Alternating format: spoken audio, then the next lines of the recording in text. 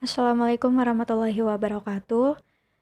Perkenalkan kami dari kelompok 9 yang beranggotakan 1 Dwi Wijayanti, NPM 2023010005, 2 Nur Inta Rohani, NPM 2023010016, 3 Agnes Tranelia, NPM 2023010023, 4 Iis Nursiam, NPM 2023010036, 5 Novia Oktaviani, NPM 2023010047, dan yang terakhir Siti Nur Ma'rufah, NPM 2023010052.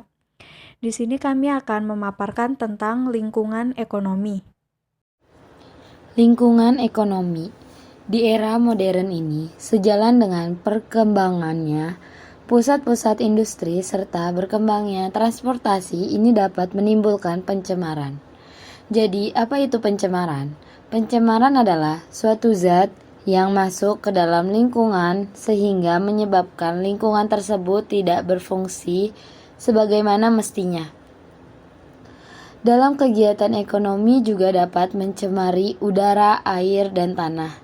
Terdapat 3 sumber pencemaran terbesar, yaitu yang pertama ada transportasi jalan raya. Seiring dengan perkembangan zaman, banyak dari masyarakat memiliki kendaraan pribadi. Contohnya seperti mobil, motor, dan lain sebagainya. Hal ini dapat menimbulkan terjadinya pencemaran udara yang berasal dari asap-asap kendaraan tersebut, karena banyak dari mereka lebih memilih untuk menggunakan kendaraan pribadi mereka. Yang kedua ada pembangkit listrik. Sama seperti sumber yang pertama, pembangkit listrik juga dapat menimbulkan pencemaran udara. Contohnya seperti hujan asam yang disebabkan oleh emisi sulfur dioksida dan nitrogen oksida dari pembangkit listrik tenaga batu bara dan minyak. Hujan asam dimulai dengan pencemaran udara dan itu dapat menyebabkan pencemaran air dan merusak tumbuhan. Yang terakhir, proses industri.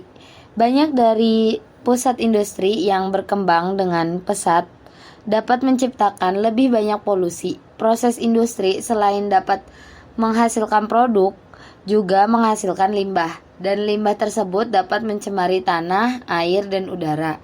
Tetapi limbah dari proses industri ini sangat berpotensi sebagai penyebab pencemaran air, karena limbah cairnya langsung dibuang tanpa diolah terlebih dahulu, padahal dari limbah tersebut mengandung bahan yang beracun dan berbahaya. Biaya pribadi dan biaya sosial pencemaran. Biaya pribadi produksi adalah biaya yang ditanggung produsen barang atau jasa. Biaya marginal adalah biaya produksi unit tambahan dari barang atau jasa. Sedangkan biaya pribadi marginal atau MC adalah biaya produksi unit tambahan dari barang atau jasa yang ditanggung oleh produsennya. Biaya eksternal. Biaya eksternal adalah biaya untuk menghasilkan barang atau jasa tidak ditanggung produsen tapi ditanggung orang lain. Sedangkan biaya eksternal marginal adalah biaya untuk memproduksi unit tambahan dari barang atau jasa yang menjadi tanggungan orang selain produsen. Biaya sosial marginal atau MSG adalah biaya marginal yang dikeluarkan oleh produsen dan semua orang yang menjadi beban biaya tersebut. Adapun rumus MSG atau biaya sosial marginal adalah biaya pribadi marginal atau MC ditambah dengan biaya eksternal marginal. Teorema cost adalah proposisi bahwa jika hak milik ada, jika hanya sejumlah kecil pihak yang terlibat, dan jika biaya transaksi rendah, maka transaksi pribadi menjadi efisien. Tidak ada eksternalitas karena pihak yang bertransaksi memperhitungkan semua biaya dan keuntungan. Selain itu, tidak masalah siapa yang memiliki hak properti. Teorema cost juga menyatakan bahwa jika perdagangan eksternalitas yang mungkin dan tidak ada biaya transaksi, tawar-menawar akan mengarah pada hasil yang efisien terlepas dari alokasi awal hak milik. Dalam prakteknya, hambatan untuk tawar-menawar atau hak kekayaan buruk didefinisikan dapat mencegah tawar koasian. Teorema cost mengambil nama perumusnya, yakni ekonom Ronald Coase, menyatakan bahwa solusi swasta bisa sangat efektif seandainya memenuhi satu syarat. Syarat itu adalah pihak-pihak yang berkepentingan dapat melakukan negosiasi atau merundingkan langkah-langkah penanggulangan masalah eksternalitas yang ada di antara mereka, tanpa menimbulkan biaya khusus yang memberatkan alokasi sumber daya yang sudah ada. Menurut teorema Coase, hanya jika satu syarat itu terpenuhi, maka pihak swasta itu akan mampu mengatasi masalah eksternalitas dan meningkatkan efisiensi alokasi sumber daya. Coase mengemukakan bahwa masalah eksternalitas timbul karena tidak jelasnya hak kepemilikan suatu barang. Misalnya, ada pabrik semen yang membuang limbahnya ke dalam sebuah sungai. Sedangkan di sebelah hilir sungai ada pabrik es yang menggunakan air sungai untuk membuat es. Tindakan pabrik semen tersebut menyebabkan pabrik es harus mengeluarkan biaya tambahan yang besarnya tergantung tingkat pencemaran air sungai yang disebabkan oleh tindakan pabrik semen tersebut. Mengapa pabrik semen membuang limbahnya ke sungai? Ini disebabkan karena tidak adanya kejelasan mengenai siapa yang berhak atas aliran sungai, sehingga semua orang akan menganggap bahwa aliran sungai merupakan barang umum yang dapat dilakukan apapun terhadapnya. Teori Coase pada kenyataannya tidak dapat dilaksanakan dalam kenyataan sehari-hari, sehingga untuk mengatasi masalah polusi diperlukan campur tangan pemerintah. 3 metode utama yang digunakan pemerintah untuk mengatasi biaya eksternal adalah: yang pertama, pajak. Pemerintah dapat menggunakan pajak sebagai insentif bagi produsen untuk mengurangi polusi yang mereka buat. Pajak yang digunakan dengan cara ini disebut pajak Pigovian. Dengan menetapkan pajak yang sama dengan biaya eksternal marginal, perusahaan dapat dibuat berperilaku dengan cara yang sama seperti jika mereka menanggung biaya eksternalitas secara langsung. Kedua, beban emisi. Pungutan emisi adalah alternatif pajak untuk menghadapi pencemar dengan biaya eksternal pencemaran.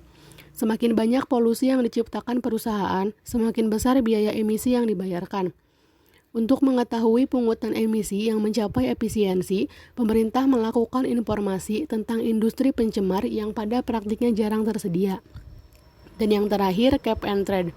Alih-alih mengenakan pajak atau mengenakan biaya emisi pada para pencemar, setiap pencemar potensial dapat diberi batas pencemaran yang diizinkan.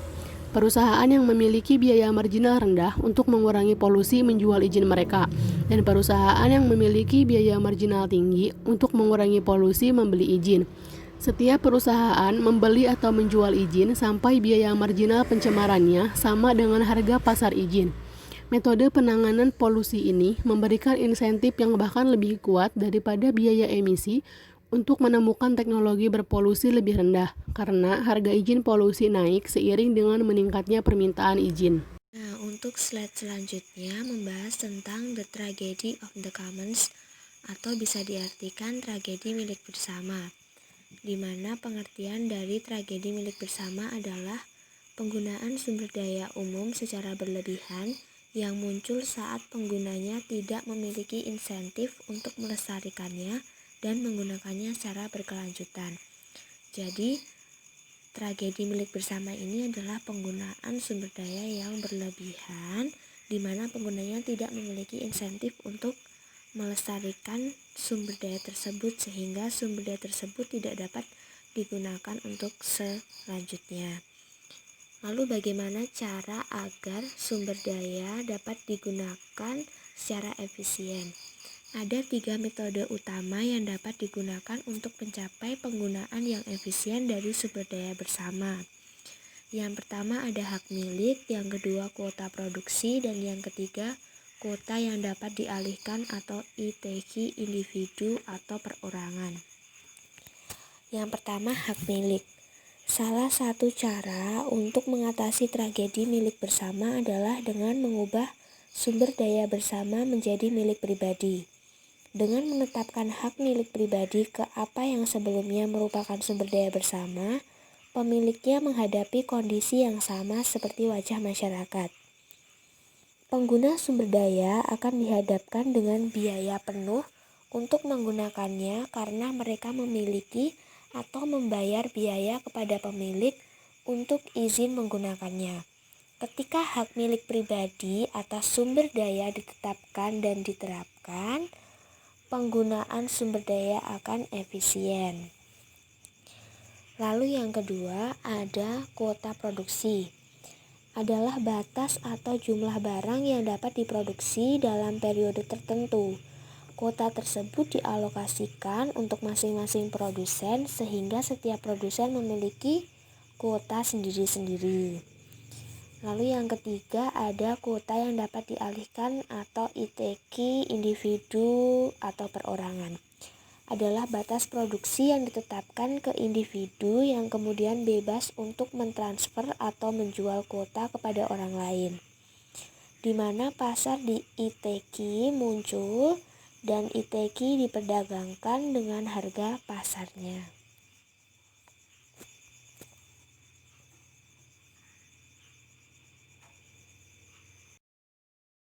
Sekian pemaparan dari kelompok kami, kurang lebihnya kami mohon maaf. Wabillahi taufiq wal hidayah. Wassalamualaikum warahmatullahi wabarakatuh.